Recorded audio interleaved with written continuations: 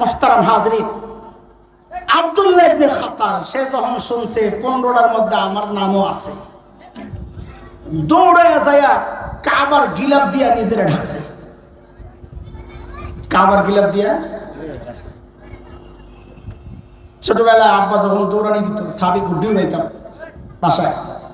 এখন যে মসজিদের ক্ষতি ওই মসজিদের বাসায়, মসজিদের ছাদেও কত গুড্ডি উড়াইছি, মাঝে মাঝে কই হারি এই মসজিদের ছাদে আমি গুড্ডি উড়াইছি। এখন নিচে খতিব সাহেব মানে আইবি ভাই একদিন কাঁদতেছেন আমার মসজিদে বৈশা বৈশা, যে চাচার দৌড়ানি খাইয়া এখান থেকে লাফাইয়া পড়ছিলাম, মনে আছে ছাদে দুষ্টামি করতেছে, তারপর দৌড়ানি দিয়েছে, ছোটবেলার কথা, লাফ দিয়ে যায় ওই রাস্তায় পড়ছি।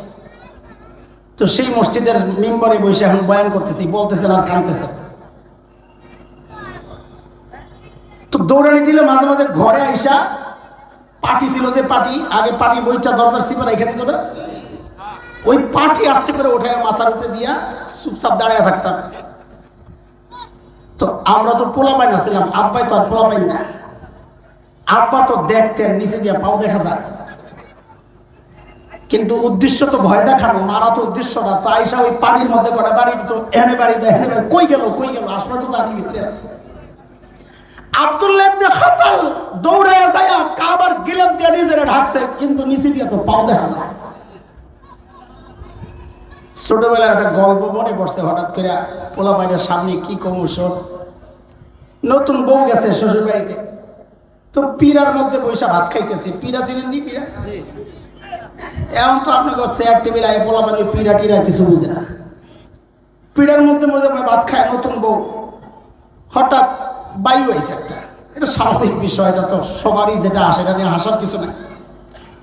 দপা দপা আমরা উল্টা করে বলতাম যেন শুনতে খারাপ না লাগে, কি আইছে? দপা আইছে, দপা উল্টা করে বুঝছেন, ঠুস করে বসছে, আওয়াজ হচ্ছে। বউ তো শ্বশুরের সামনে পাইছে সব, এখন কি করব? তো প্লেটের মধ্যে ওই আগের টিনের প্লেট আছিল যে, ওই প্লেটের মধ্যে আঙ্গুল দিয়ে এরকম জোরে গুতা দেয়, মানে ক্রোত ক্রোত আওয়াজ হয়। বুঝাইলো আব্বা আগের যে আওয়াজটা ভুল বুঝছেন না, এটার আওয়াজ।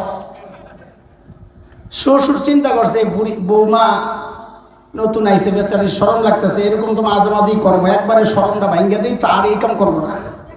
তো শ্বশুর কয় বৌমা আওয়াজটা না এলে কোন রকমের ঢাকলা, গন্ধটা কি করবা? আব্দুল্লাহ ইবনে খাতাল মগা কাবার গিলাফ দিয়ে নিজেরা ঢাকছে, গাদার শরীর নেড়ে ঢাকছস, পাও কি করবি? পাও তো দেখা যায়। হ্যাঁ মনে করছে মুসলমানদের কাছে কাবা অনেক ইজ্জতের জায়গা, এটা দিয়ে যদি আমি নিজেরে ঢাকতে পারি তো হেরা মুসলমান ধোকায় পড়া আমার ছেড়ে দিব।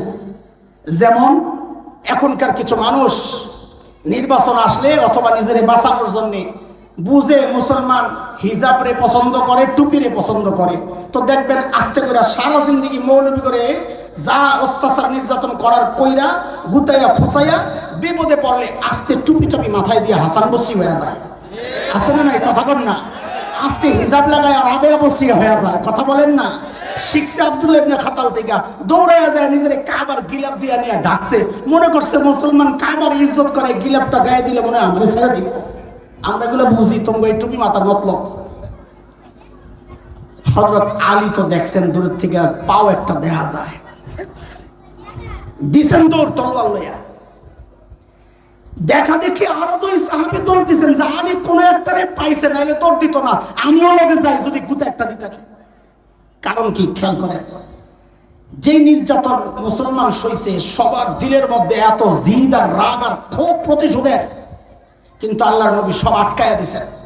এখন মনে করেন খুব রাগ ছিল 10 কেজি, এই 10 কেজি সবারে বন্টন করে দিল, এলি সব মাফ হয়ে গেছে। এখন এই 10 কেজি ক্ষোভ তো পড়ছে 15টার উপর, তো এক একটা ভাগে কদ্দুর করে পড়ছে, বুঝছেন নি কথা? দিছে তো যে আলী খামাকে দৌড় দেয় নাই, পাইছে কাস্টমার একটা, আমিও যাই লগে শুনি কই। আল্লাহু আকবার, রহমতের নবীর ওয়ারিস হযরত আলীর কাজ দেখো, এটা নিষ্ঠুরতা না, এটা সমাজকে বোঝানো। এমন কাজ যারাই করবে তাদের শাস্তি এমনটাই হওয়া উচিত, তাইলে সমাজ থেকে এই জাতীয় নোংরামি দূর হবে, নাইলে দূর হবে না। হযরত আলী যাইয়া সাথে সাথে তার কল্লাটা ফালাইয়া মাকাম ইব্রাহিমের সামনে আইনা ঝুলাইয়া রাখছে আব্দুল্লাহ ইবনে খাতালের কল্লা।